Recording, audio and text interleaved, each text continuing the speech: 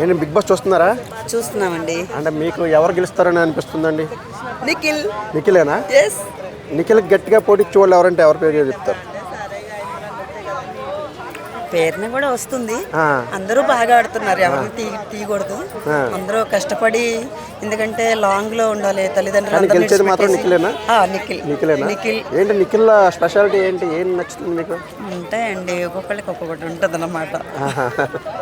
అంటే ఏంటి గేమా లేకపోతే ఏంటి ఆయన తన స్ట్రాటజీ? అది ఉన్నది ఉన్నట్టు మాట్లాడుతూ సిన్సియర్గా ఉన్నాడు కొంచెం, అందువల్లే విన్నింగ్ ఛాన్స్ ఎక్కువ అతనికే ఉందండి. అవునండి. సెకండ్ థర్డ్ ప్లేస్లో ఎవరున్నారంటే ఎవరి పేర్లు చెప్తారు?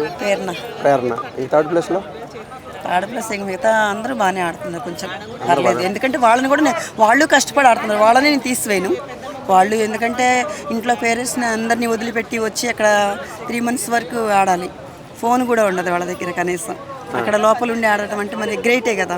అందరూ ఆడుతున్నారు, కానీ నిఖిల్ వస్తాడనుకుంటున్నాను. థ్యాంక్స్ అండి. Thank you.